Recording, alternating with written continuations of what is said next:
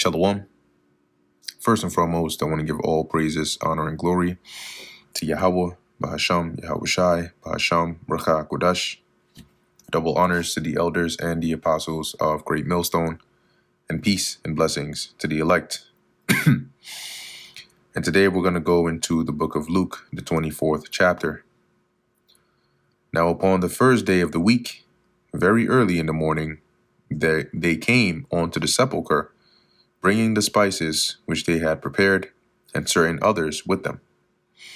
And they found the stone rolled away from the sepulchre. And they entered in, and found not the body of the Lord Yahushai. Because a sepulchre, let me see if I can pull an image here. Sepulchre, Bible Times. And it's usually like a cave, right? And then you would roll a burial place. You would roll a stone to cover the mouth. Yeah, see something like this to cover the mouth of it. So when they came, they saw the stone was rolled, so it was open. And when they went in there, they found not the body. Because remember, they saw how it was laid in the sepulchre. But when they came in there, the body wasn't there. And it came to pass, as they were much perplexed thereabout, they were like, their minds were like, whoa, wait, how, what's going on? What happened to the body? Behold, two men stood by them in shining garments. These were angels. And as they were afraid and bowed down their faces to the earth, they said unto them, Why seek ye the living among the dead? He is not here, but is risen. but is risen. Remember how he spake unto you when he was yet in Galilee, saying, The Son of Man must be delivered into the hands of sinful men, and be crucified, and the third day rise again. See, now it's starting to make sense. Now the gears are starting to turn. And they remembered his words, and returned from the sepulchre, and told all these things unto the 11, and to all the rest. 11, because Judas Iscariot wasn't among them anymore. It was Mary Magdalene and Joanna and Mary, the mother of James, which I believe this would be the mother of Yahushai as well. All right, James being the brother of Yahushai. And other women that were with them, which told these things unto the apostles. And their words seemed to them as idle tales, and they believed them not. So the majority of the apostles were like, bruh, like, what are you saying right now? Like, the stone was rolled away and the body is just not there. And then you saw angels that told you this? What? Like, what? But Peter believed. So then arose Peter and ran onto the sepulchre. And stooping down, he beheld the linen clothes laid by themselves, and departed, wondering in himself at that which was come to pass. So he's like, but this is what he was wrapped in. And then he's thinking in his mind, he's like, damn, so he really rose? Like, I mean, he did say he would rise, but man, this is really crazy. And behold, two of them went that same day to a village called Emmaus, which was from Jerusalem about 60 furlongs. And they talked together of these things which had happened. And it came to pass that while they communed together and reasoned, Yahushai drew near. Yahushai himself drew near and went with them. So they're walking, he meets them, and he's going along with them in that same direction. But their eyes were holden that they should not know him. So they couldn't recognize that it was Yahushai. And he said unto them, now, whether he, took on a different appearance, or he just did something to their mind to where they just couldn't recognize it to be him. It doesn't specify the details, but they just didn't recognize it was him. And he said unto them, What manner of communications are these that ye have one to another as ye walk and are sad? So what are you guys talking about? What's got you so messed up in the head that you look so sad and as you're walking here? And the one of them, whose name was Cleopas, answering, said unto him, Art thou only a stranger in Jerusalem, and has not known the things which are come to pass there in these days? So they're like, where have you been? Right, in the NLT, then one of them, Cleopas, replied, "You must be the only person in Jerusalem who hasn't heard about all these things that have happened there the last few days." And he said unto them, "What things?" And they said unto him, "Concerning Yahushua of Nazareth, which was a prophet mighty in deed and word before God and all the people, and how the chief priests and our rulers delivered him to be condemned to death and have crucified him. But we trusted that it had been he which should have redeemed Israel. And beside all this, today is the third day since these things were done." So they're saying that, right? Because they're like, we believed that he was the one who would redeem us, he would bring the kingdom back and all of that. But this is the third day since he was crucified, and there's that, right? "Yea, and certain women also of our company made us astonished, which were early at the sepulchre." So they surprised us when and when they found not his body, they came, saying that they had also seen a vision of angels, which said that he was alive. "And certain of them which were with us went to the sepulchre, and found it even so as the women had said, but him they saw not." And that would be Peter, I believe, and John. I think in the book of John, it mentions that account. So I think John ends up outrunning Peter, but, he waits, and then, Peter goes in first. But here it just mentions Peter. "And when he said unto them, then he said unto them, O fools, and slow of heart to believe all that the prophets have spoken. Ought not the anointed to have suffered these things, and to enter into his glory?" So you saying all this, what's written in the book? Is it not written that he had to go through these things to enter into that glory?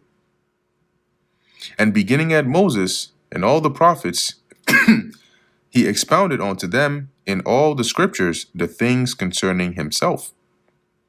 But once again, they didn't realize that yet.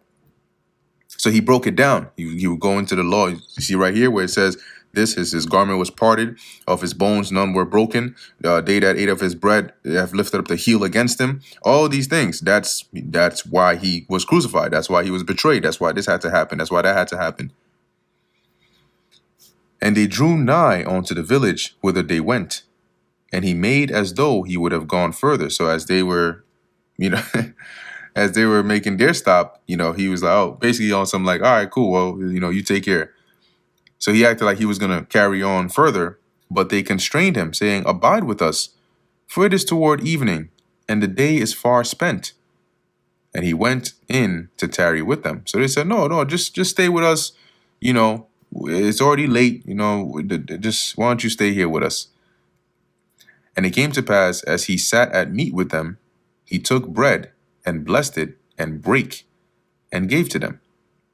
And their eyes were opened, and they knew him, and he vanished out of their sight." So for those that, don't think spiritual power is real, there you go. That's teleportation right there, because he's going to reappear somewhere else.